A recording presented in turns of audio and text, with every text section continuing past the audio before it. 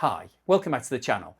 If you've been following the videos recently, you'll know that Russia is really struggling at the moment with regards to the attacks that are taking place against its refineries. So much so that it's had to ban the export of gasoline, diesel and jet fuel, and it's got shortages in its home market, and it's now having to import refined products from places like India, which sounds bizarre because India doesn't even have its own oil. It just buys in crude oil from places like Russia. Then it refines it and then sells it to whoever needs to buy it. Now, bizarrely, Russia needs to buy it. And in today's episode, I want to talk to you about the fact that Russia has just increased its orders from India. So it's becoming one of India's biggest purchasers of refined products. And that is absolutely extraordinary because Russia is one of the biggest oil producers on this planet. And it was previously one of the biggest refiners as well. However, because the refineries are now being taken out of action by the drones, Russia is now becoming increasingly dependent on another country to supply gasoline for its own motorists. And here's the really crazy part. That gasoline that Russia is importing from India is largely being made from Russian crude oil. So Russia is shipping crude oil over 5,000 miles to India. India is then refining it, adding all of the value, and then making refining profits, creating jobs, collecting the taxes by shipping the finished gasoline 5,000 miles back to Russia because Russia can no longer produce enough itself. If somebody had predicted that 4 years ago when the invasion of Ukraine started, nobody would have believed that Russia would be buying oil products from India. Now, before we get into the details on all of this, could I ask anybody that hasn't subscribed yet to please hit that subscribe button? It doesn't cost you anything. It's not really a subscription, but it just tells YouTube that you quite like my videos. Also, if you could give me a thumbs up for this video, and if it's available, if you could hit that hype button that's just alongside the thumbs up, because that will help to boost this video. It will present it to more people and hopefully increase the spread and the views and help me. So if you could do that, that would be fantastic. Now let's have a look at exactly what's happening. Russia's largest oil companies, including Rosneft, Gazprom Neft and Lukoil, are now ordering oil from Indian refiners because they don't have enough gasoline to supply the domestic market. Now that's due to the fact that Ukraine has been attacking all of the Russian refineries with drones.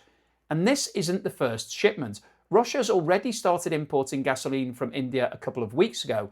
Now it's trying to secure even larger volumes because the situation has continued to deteriorate. According to industry sources, almost 40% of Russia's refining capacity is expected to remain disrupted for at least the next 2 months. And that's assuming there aren't any further Ukrainian attacks, which, quite frankly, I don't think that's realistic. They will be continuing to attack those facilities. That feels like a very optimistic assumption that 2 months they'll be back online. Now, if we just stop for a second and think about how ridiculous this supply chain actually is. Russia, which has some of the largest oil supplies in the world, pumps the crude oil out of the ground. It then loads that crude onto a tanker. That tanker sails 5,000 miles to India. The crude is then uploaded off the tanker. It enters the Indian refinery where it's processed into gasoline, diesel, jet fuel and numerous other refined products.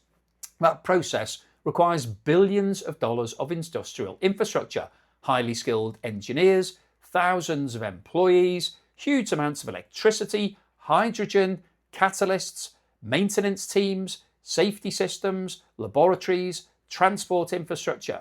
Hopefully this has given you a flavour as to what's involved in a refinery. So every single stage of the refinery process adds value to that crude oil. Every single stage creates jobs in India. Every single stage generates tax revenues for India. Then the finished gasoline is loaded back onto another tanker in the Indian port. It then sails 5,000 miles back to Russia. In at least one recent shipment, it was even transferred between ships near Egypt before continuing its journey to northern Russia. We just think about that. Loaded, unloaded, refined, reloaded, transferred, reloaded again, and finally delivered back to the very country that produced the crude oil in the first place. It's almost impossible to imagine a less efficient supply chain. Surely you just want to refine it there and then when it comes out of the ground. But obviously Russia can't, because none of its refineries are working sufficiently because of the drone attacks. Now let's put some rough numbers around this. A barrel of Russian crude oil might be selling at the moment for around $70. It's a discount to the global price because the sanctions are still in place. But once that crude has been refined, the individual products are worth substantially more. A barrel of gasoline might sell for around $130 compared with $70 for the crude oil. Diesel is up to $140 and jet fuel fetches up to $160. Now, before anybody jumps into the comments, 1 barrel of crude oil doesn't magically become 1 barrel of gasoline. It's not a pound for pound switch.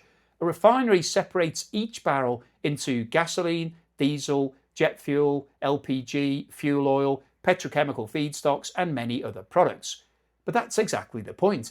The refining process is where the value is added. That's where all the profits are made.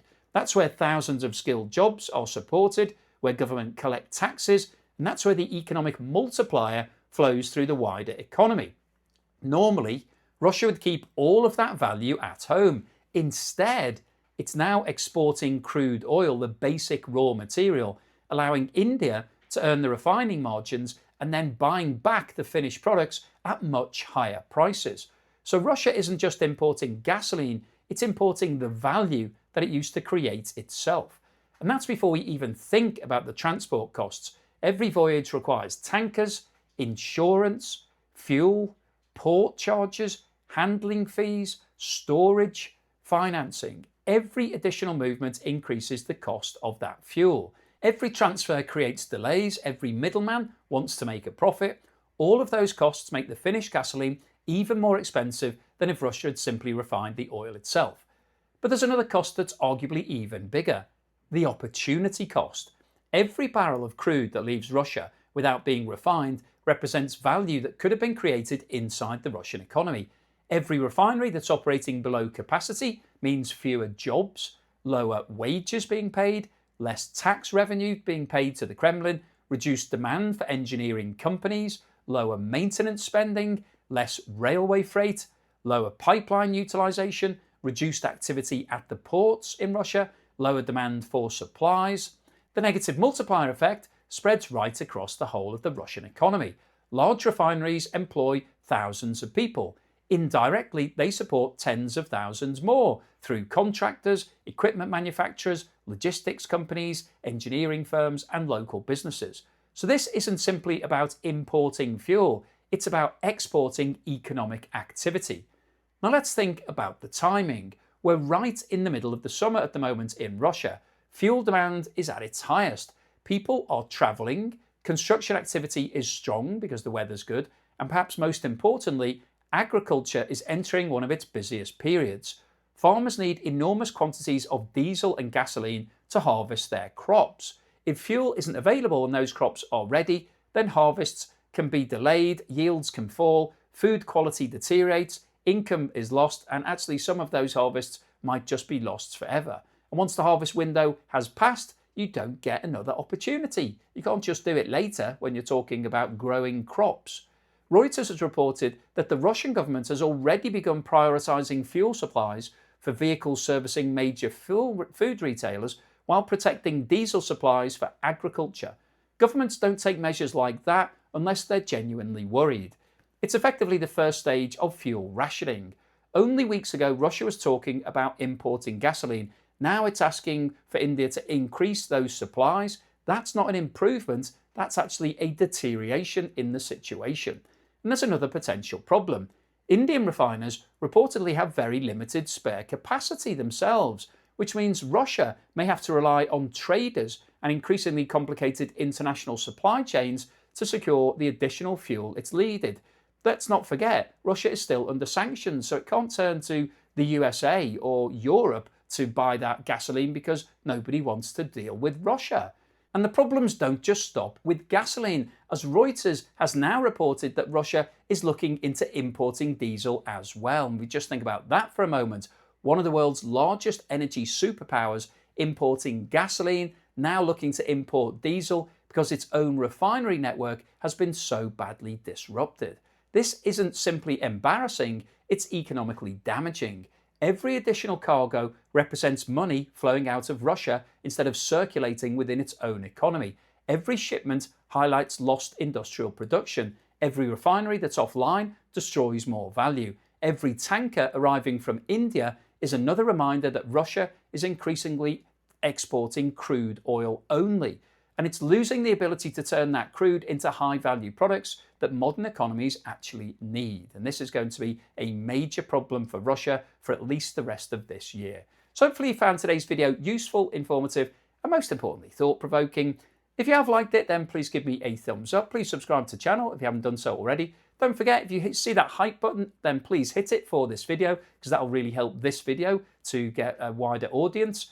Thank you also to everyone that's supporting me. If you've bought me a coffee or sent me YouTube super thanks or signed up as a patron or a member, I really genuinely appreciate that support. Thank you so much. Really does help to keep me going. I don't think I would have kept going this long without it. So thank you. I feel that we're working together in tandem, that I feel an obligation to make some more videos, and you're supporting me, so that's brilliant. Thank you so much.